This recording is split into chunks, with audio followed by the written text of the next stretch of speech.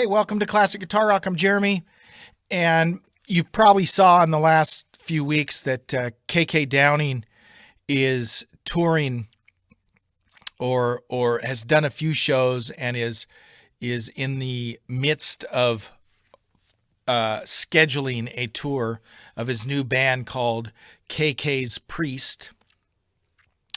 And it just got me thinking, at first, whenever you hear this happen, your first thought is, oh man, yeah, give it a rest. There's nothing worse than when your favorite band, one of your favorite bands, has several different versions touring. I know in the 70s and 80s, there were like 3 different bands claiming to be the Guess Who that were touring.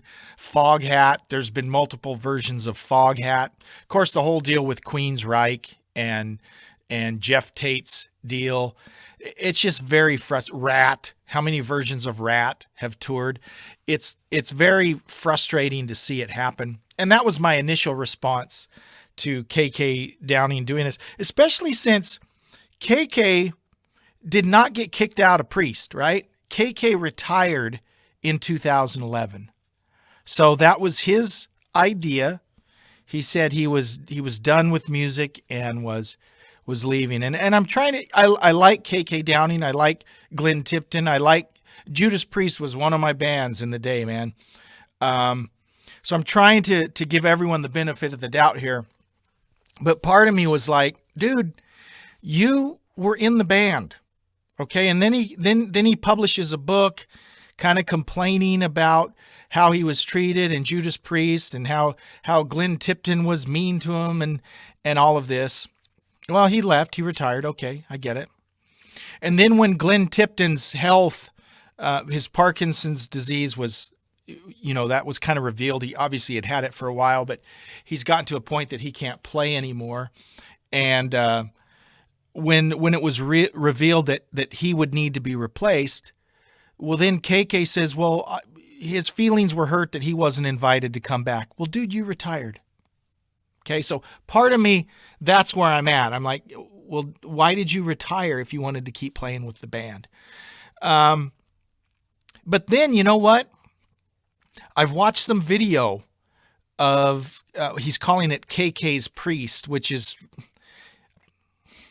I get it. He wants to leverage the Priest name, but man, a little originality might have been nice. Maybe he could have do like cover bands do when they name it after a song that the band is known for. He could have called the band The Hellion or Breaking the Law. KK Downing's Breaking the Law. I don't know. They could have called it. They could have come up with something.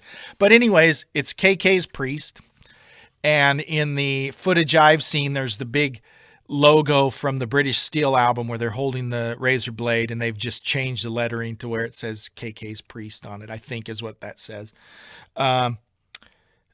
But I have to tell you, they sound pretty dang good. They sound pretty good. I was very impressed. And it got me thinking, is his band as legit or more legit than the current Judas Priest? So you think about it, the only legacy members, since Glenn Tipton is no longer there, are Rob Halford. And of course, Rob Halford wasn't the original singer, by the way, but he's Judas Priest. So I won't quibble about that. He's the legacy guy, right? So Rob Halford and Ian Hill, they're the only ones that are original in the current Judas Priest organization. KK has Tim Ripper Owens, who was a member of Priest, and Les Binks, who was the drummer on 2 albums. He was on Stained Class, Hellbent for Leather, or Killing Machine, if you're in England.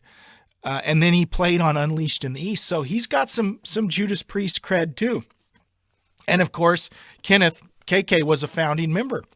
But as I've listened, KK's Priest sounds more enthusiastic.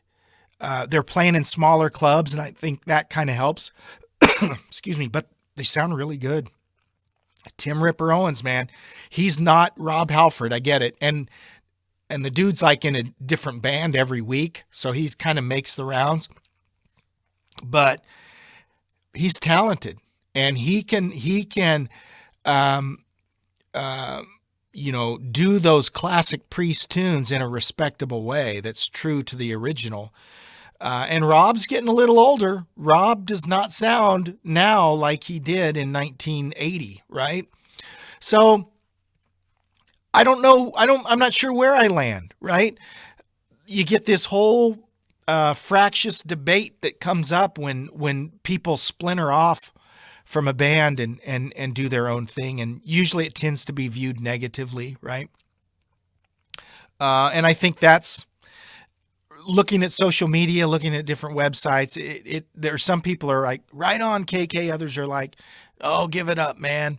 I don't know where I fall, because I do have to say I've enjoyed watching the footage of KK's Priest. They sound really good. KK's playing is good. His band is good. Les Binks, solid drummer. Tim Ripper Owens, solid vocalist. And they're playing classic Priest. And what I've seen, I dig that. And as much as I loved Judas Priest, I didn't leave them. They left me after Defenders. I love them up through Defenders. After that, I kind of was off the bandwagon. Ram It Down, all that crap. That wasn't for me at that point. But up until 84, I think, when Defenders came out, 83, 84, man, it was hard to beat Judas Priest. So I'm torn, right? Do I side with the current Judas Priest that's touring, or do I side with KK's Priest? One point that's been made is Judas Priest doesn't really tour in Europe much. Okay, I think most of them live in the U.S. I know Rob lives in the Phoenix area. They mostly tour around the U.S. from the looks of it, where KK's group so far, they're in England, right? And they seem to be playing a lot of dates around that area. It's going to be interesting to see what happens. I'd like to hear what you think about this. Is KK's band just as legit, or maybe more legit, than Judas Priest as it currently exists? I don't know. Check out some of the videos and let me know what you think. For my money, I kind of like the way KK's Priest sounds, but again, he could have just stayed in Judas Priest. Thanks for watching. If you haven't subscribed, please do so. And we'll see you next time. Bye-bye.